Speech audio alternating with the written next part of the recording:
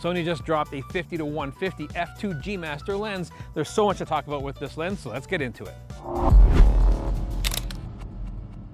When I first heard about this 50-150 f2 lens from Sony, I was very excited because it's nice to see a new range, new optics that are starting to expand a lot more. I mean, for years we've had a plethora of 70-200 2.8 lenses, and they are a bread and butter lens for so many different applications. I mean, wedding photographers, portraits, and journalists love that range. It's one of the trifecta, one of those super important lenses that almost everybody has. So a lot of people are finding they maybe want a little bit more range. They maybe want a little bit wider angle. They don't need the 200 very often at all. And to have that extra stop of light certainly is something that's very intriguing to have. So the 70-200 2.8s are very popular lenses. So this lens is, we give up a little bit on the long end, but we gain on the wide angle side of things, and we gain a full stop of light. So it's a very intriguing option if this is going to be your focal length. Now, I was expecting a much bigger, much heavier lens with that kind of optics, but I'm pleasantly surprised that's not terribly bad at all. Now, when I usually show people the 70-200 2.8 for the very first time, they're like, oh, this lens is really big, it's really heavy. So I was expecting something even bigger and even heavier when it came to this lens here. Now, what I found is that I wasn't that surprised by the size of it, but I was surprised by the weight of it. I mean, it's 1,340 grams. It's only about 300 grams heavier than the 70-200. So it is very lightweight for the style of lens that it is and the aperture. Now, when it comes to the overall size of it, it is about 8 inches long or about 20 centimeters. Now, it is somewhat of a girthy lens sporting a 95mm filter thread, but overall, it's not terribly unwieldy whatsoever. It kind of feels like a 70-200 hit the gym and bulked up a little bit. That's what we're getting with this lens. Now, if we take a tour of the lens here, we have a lot of the usual controls we're very accustomed to when it comes to Sony. A very big zoom ring here, which goes from 50 to 150 in about 70 degrees. It's a very nice short throw, which I can really appreciate. It's great for those fast moving subjects where I need to reframe very quickly. In front of that, we do have the manual focus ring. Now, it is a drive-by-wire focusing system, so you have to get used to that, but Sony's done a very good job of making that work. Below the autofocus manual focus switch, we do have the DMF switch as well. We do have a very nice aperture ring here as well if we want to control it from the lens, or we can put it onto the A mode and control it from the camera. Now, this lens is going to be used for both videographers and still photographers, so there's a clickable and declickable aperture with a switch down in the corner here. Because of the weight of this lens, it does come with a tripod collar, which I really like, and it is a detachable one, so some third-party grips are certainly going to come out there and give us another foot option if we want to use an Arca Swiss foot, for instance. But I do like the fact that it is removable. I mean, overall, the fit and finish of this lens is certainly a G Master level. Now, all the buttons and switches are all weather sealed as well, including a fluorine coating on the front element, making this lens weather sealed. Now, if we turn our attention to the inside of the lens, there's 19 different groups and 17 different elements.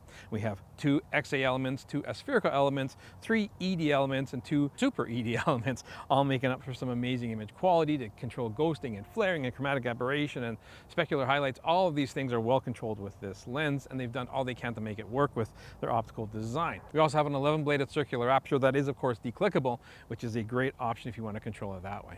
Sony has packed high-quality optics into this lens, and it's no exception when it comes to the autofocus. There's 4 XD linear autofocus motors driving the autofocus lenses.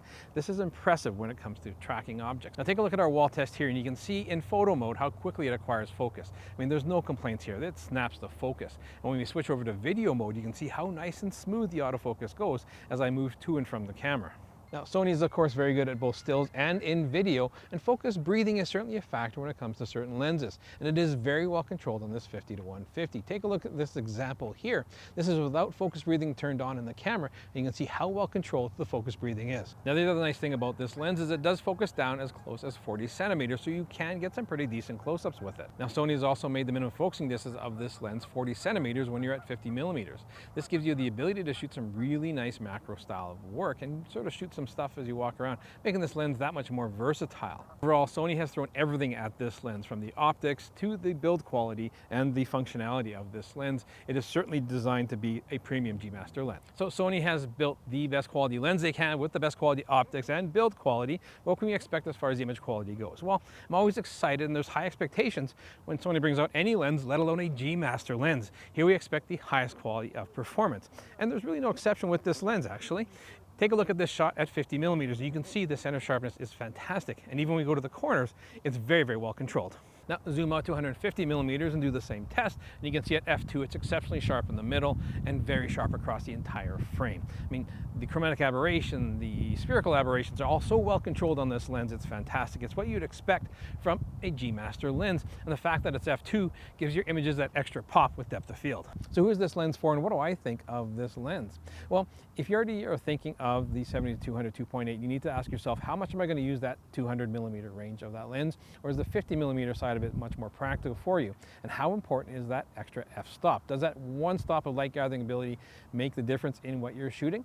I think it will for a lot of people. I mean, if you already have the 28-70 f2, that's a fantastic lens, and this just complements it perfectly.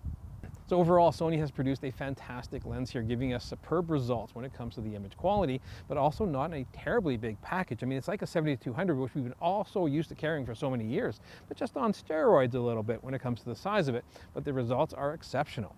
I, of course, want to know what you guys think of this brand new exciting offering from Sony. Does that 50-150 range excite you? And does that extra stop of light gathering ability make or break a decision when it comes to choosing a lens? Or are you going to stick with that 70-200 2.8 that's been the bread and butter for generations? Let me know in the comments down below. Like and subscribe, hit the notification bell, follow me on Instagram. It's been Dave from the Camera Store, and we'll catch you again soon.